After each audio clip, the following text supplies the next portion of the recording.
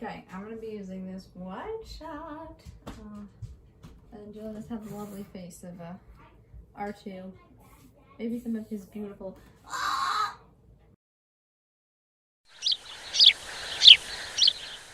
I didn't edit a lot of this video. Sorry, but not sorry.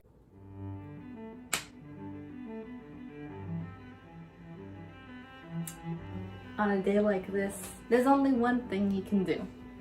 There's a wall here with some beautiful pencil inscriptions which you cannot see on camera because of the light. There's a ladder. There's part of a painting. There's an apron. And then there's a me. Hello everyone. Welcome to this week's video. I'm gonna do something a little bit different. This is the person who's been starting a different series for like an entire month. So, but yeah, this is gonna be some happy fun time. This isn't gonna be a new series. This is gonna be some chillaxing vibes. Okay, so today, as I said, part of an unfinished picture, ladder, wall, paint that you can't see. Got some paint brushes. Today I'm finishing this mural that I started like 6 months ago.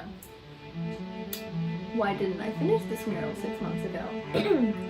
School, colleges, financial aid, life.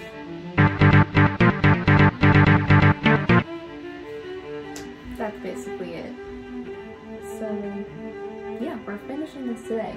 So I've already gone ahead and sketched in my template, which, as I said, you cannot see at all because it's in pencil on a blue wall.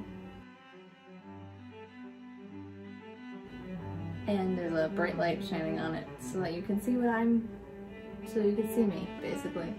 But yeah, we're gonna be finishing this, and it's probably gonna be a 2-day film. That's kind of a lie. You can kind of see the little weird octagons. Yeah. Let's get started. That was very quiet. Let's get started. Okay. This is the new wide shot. Yeah. This gets basically the entire wall except for this like little edge portion. My fingertips are just out of the frame, so I think that's gonna be fine. So I'm gonna put this into time-lapse mode and do probably a couple of dim ones. Yeah. I don't know what I'm doing. And yeah, you'll see me in my natural habitat. I didn't realise at the time, but you couldn't see what I was doing in the frame, and then I'd realise in a few seconds, and then I'd move the angle of the camera. That's better. As you can see, all I'm doing is making some little viney thingies and the octagons. Yeah, that's really it. Let me tell you, this took 3 days. 3 12-hour days of working. Don't make the same mistakes I did unless you have the time to do it. Oh my god. Okay. I thought we'd bring it back to reality a little bit. I don't really like the time lapses. Mostly because I just don't have many good angles to film them. But like, I don't know. Just not a vibe for me right now. So I thought we'd need to take a little break from them and the real reason is because I couldn't listen to the Electric Light Orchestra because I was using my phone. Because why not? So I asked some of my friendos. And by some, I mean one. For some things we could talk about. Some questions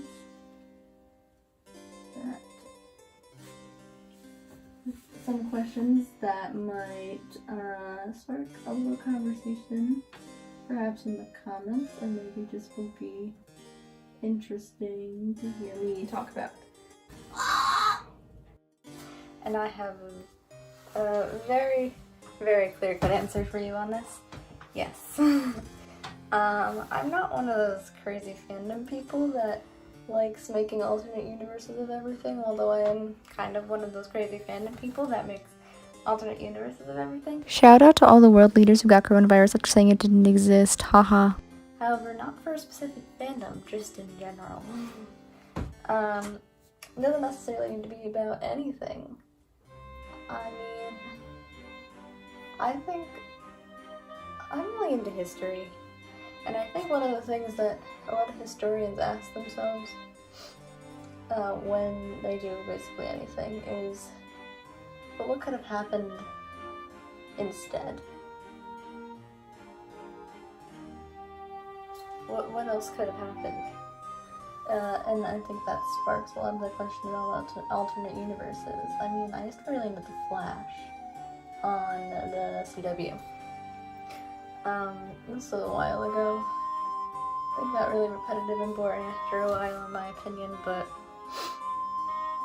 I remember when they first started talking about the Speed Force, they said at one point, it's almost like for every, this isn't verbatim, but they're like, oh, it's almost like for every choice that you make, another universe opens up where you do the opposite of that choice, and then that made me really interested, actually.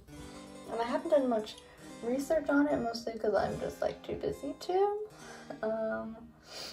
But yeah, it's always fascinated me. I mean, how would you even get to an alternate universe? I mean, The Flash seems to think that you would do so by going at a very, very, very, very, very, very fast speed, past Mach 2, which is how Barry Allen is able to open the Speed Force at all. And in the DC Comics, he does use the Speed Force to travel to alternate universes, right? But, can you open it without superpowers? I mean, NASA thinks that we found that one alternate... No, NASA doesn't think. NASA knows that we found that pocket universe, right, over the summer.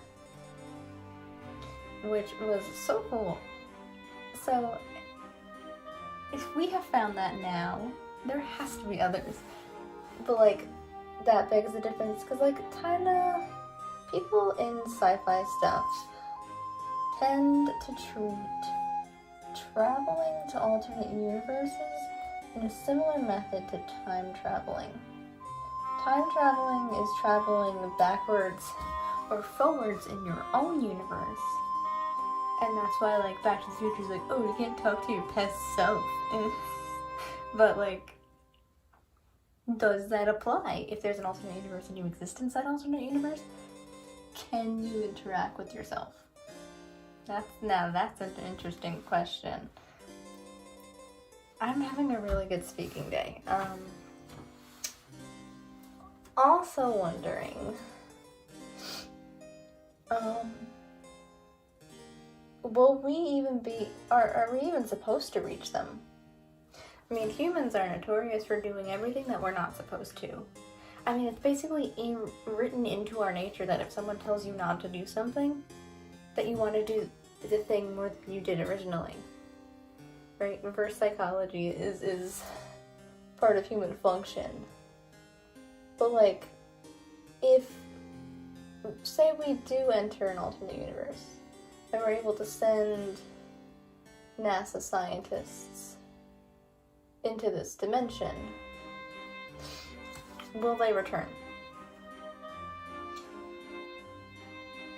I think the answer would be yes, if they have sufficient fuels to get home. However, we don't know how much energy it would take to burst through the time force and enter another universe.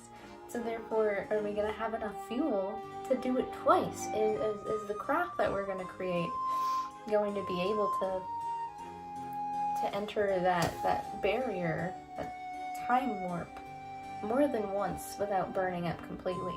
Because, I mean, in all of those sci-fi movies, they always say that there's no element on Earth that is strong enough to penetrate the sound or the time barrier.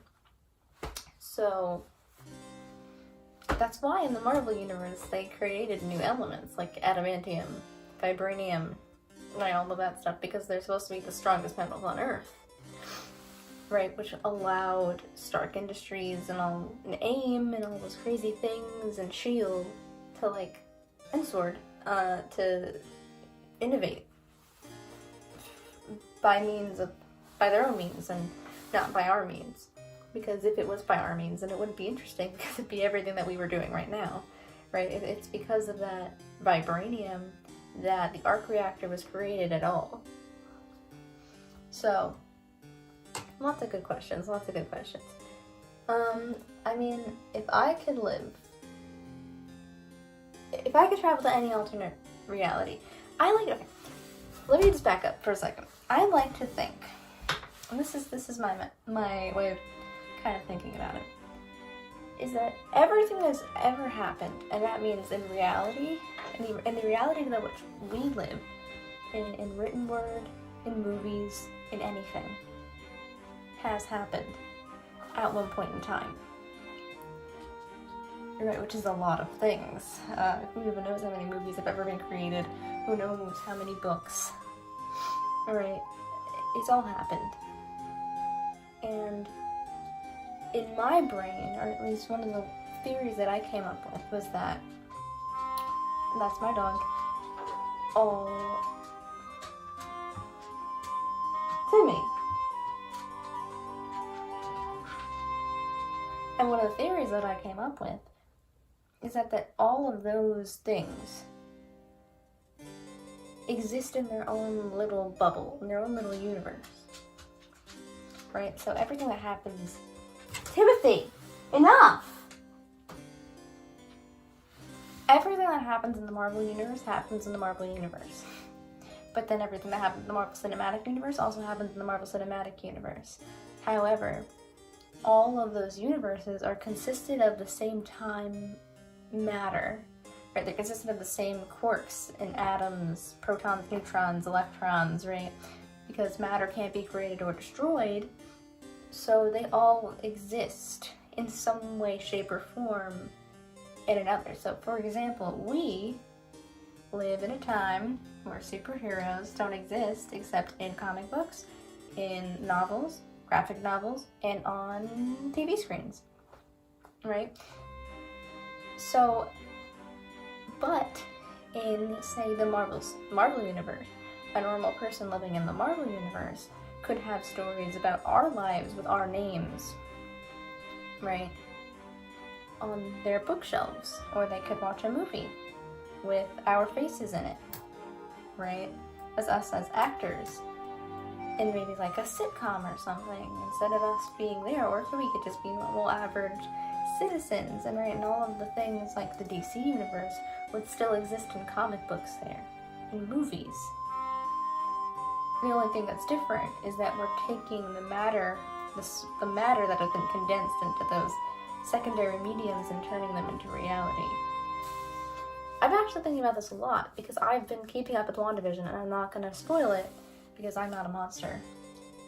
But it really makes you question reality. What is real, what isn't? And I think it's an interesting question to bring up.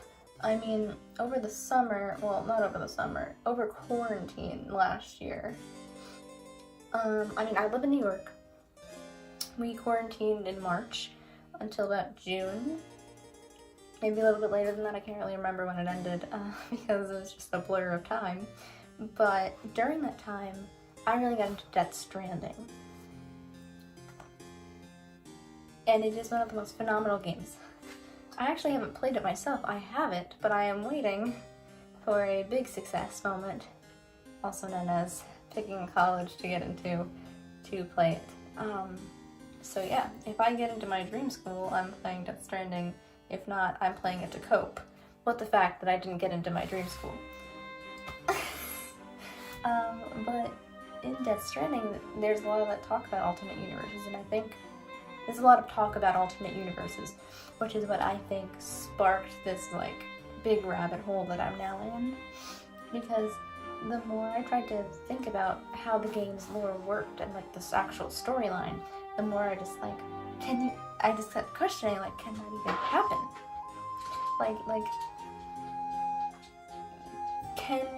Is there an element that can exist that in high density and in an aerosol form could transport you to an alternate universe, right? And it also has a lot of questions about the afterlife and like what actually happens after you die, and it's just such an interesting game. I don't think any other game, anything just in general, has made me think as much as that game has. So I highly recommend it. I really liked Jacksepticeye's playthrough of it.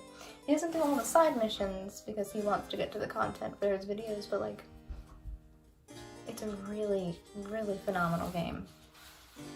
Kojima Productions is like, yeah, Hideo Kojima is just a god. So, alternate universes. What else to say about alternate universes? I haven't painted any of this. That's what I can say about alternate universe. There's probably an alternate universe that exists where I finish this in August.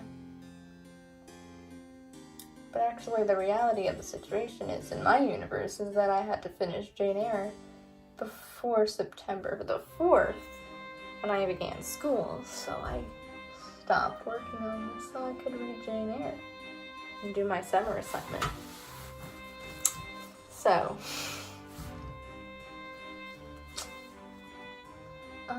yeah, alternate universes. The more I'm thinking, I mean, the more questions I have, because I just want to know things, but the thing is that we don't know, like, anything.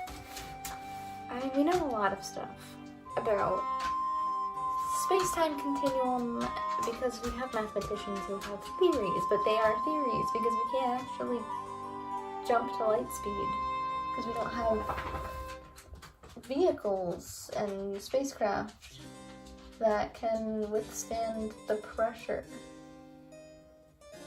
and the heat and friction of traveling through space-time.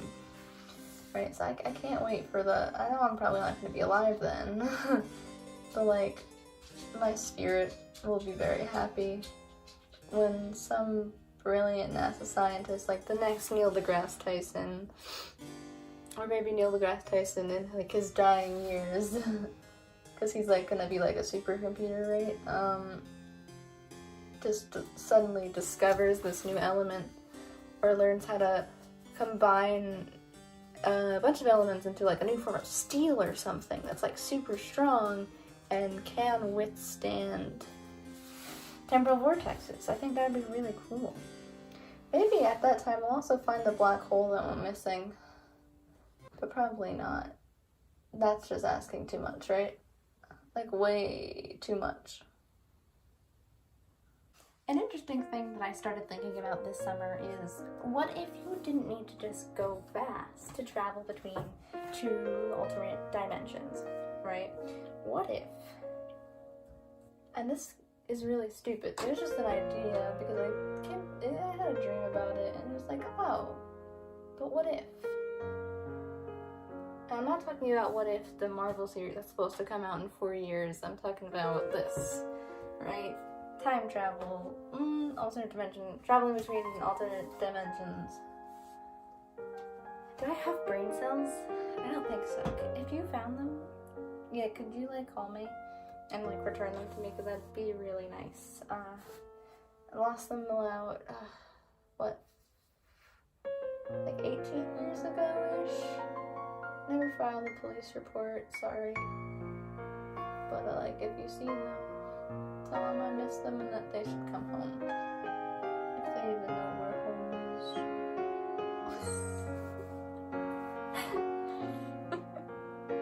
Okay, what if? Okay, not what if.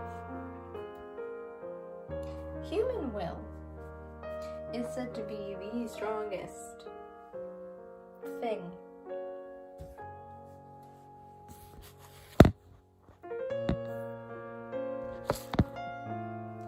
Human will is said to be one of the strongest forces of all time. That human courage and determination trumps all. I mean, it's a common theme in a lot of pop culture things. Harry Potter, right? Human will and love are the two strongest elements. They both work together to overcome evil.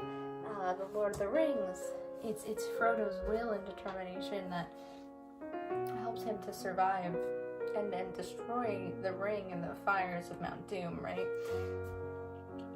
But could human will be enough to open a portal to another dimension?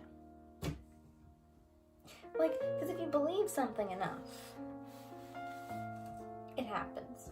Or it's real, right? Like, if I believe that I am the queen of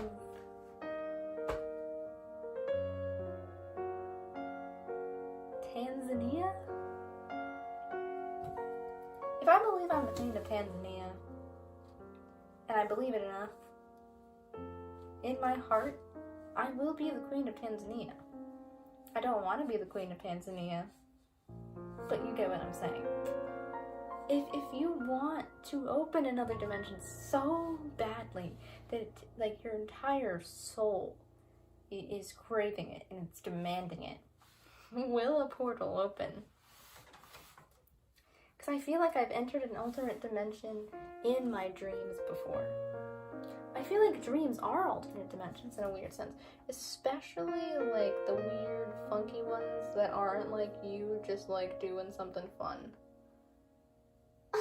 And by that I mean, like, have you ever had like a dream where like you're supposed to be doing something really menial, like going to school or going to the store, but then when you get to the store, all the people are elephants, and the sky is yellow, and there's a malaria outbreak, but you're in the Arctic. Stuff like that. Dreams that make no sense. Is that an alternate universe? Could it be an alternate universe?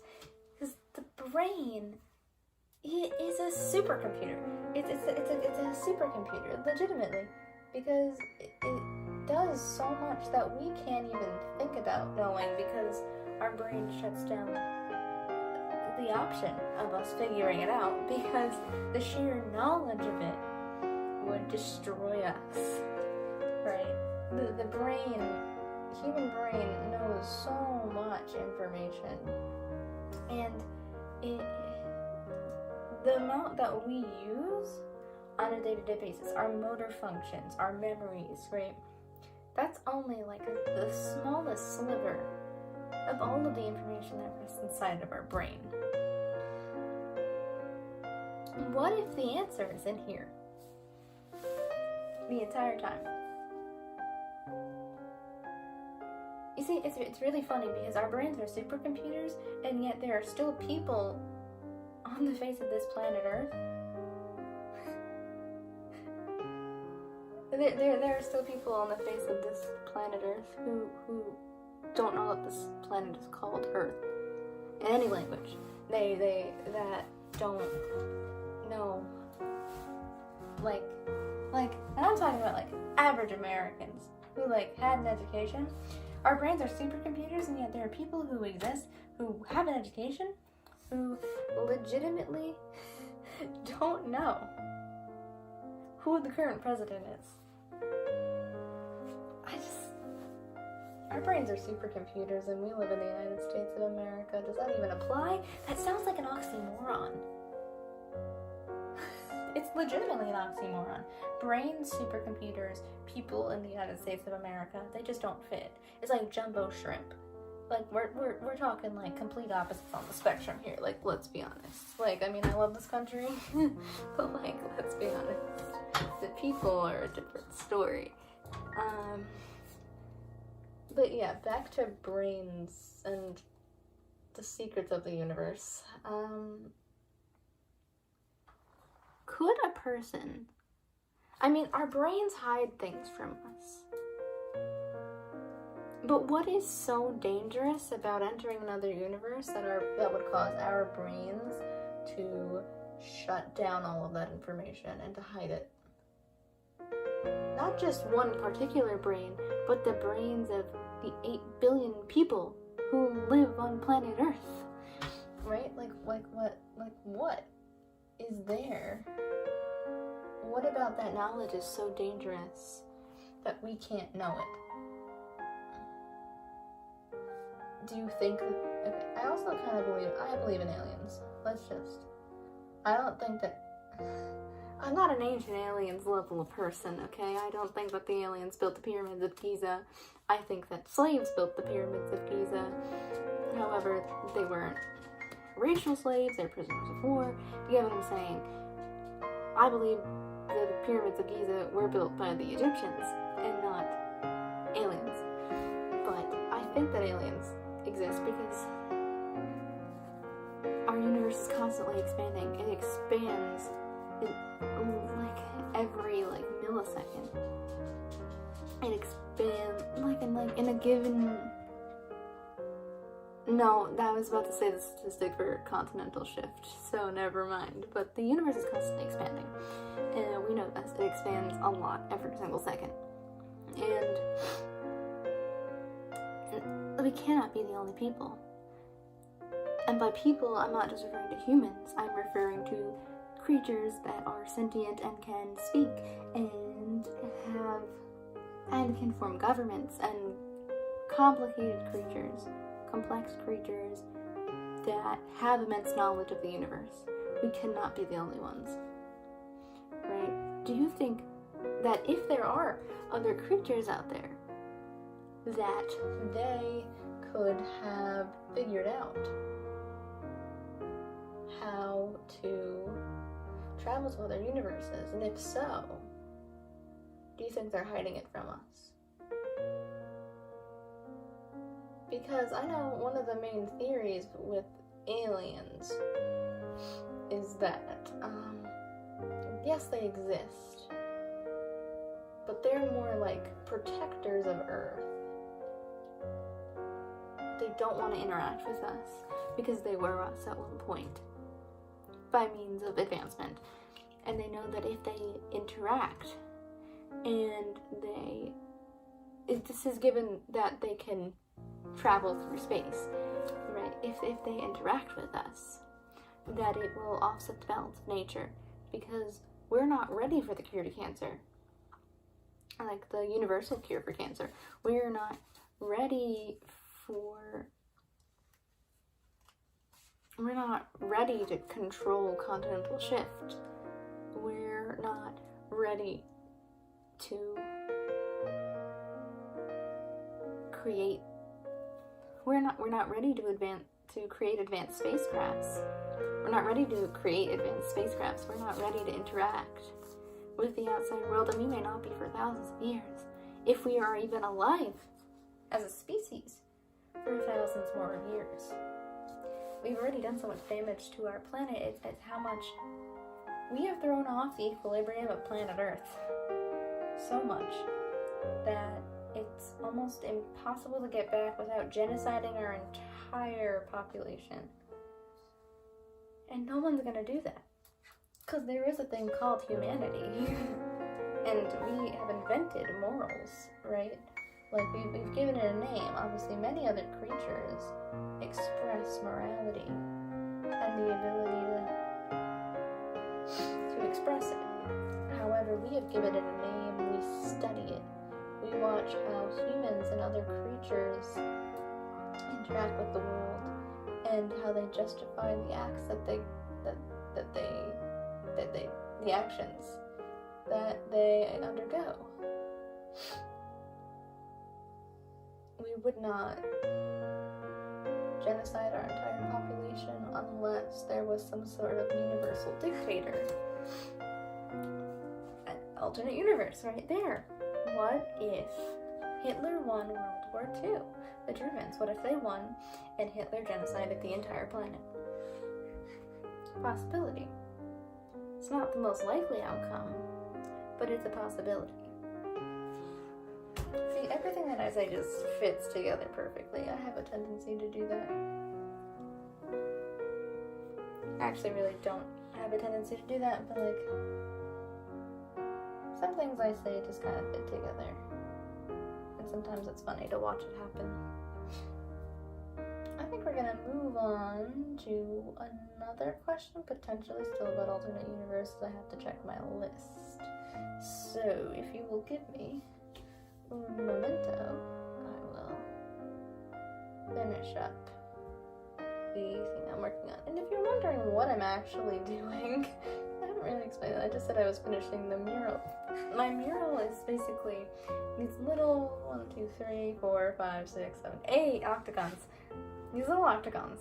They're not really little. They're octagons that have these little plants, these little stems, which is why I'm doing them in green. And I'll zoom in on them in a second so I can show you what I'm doing.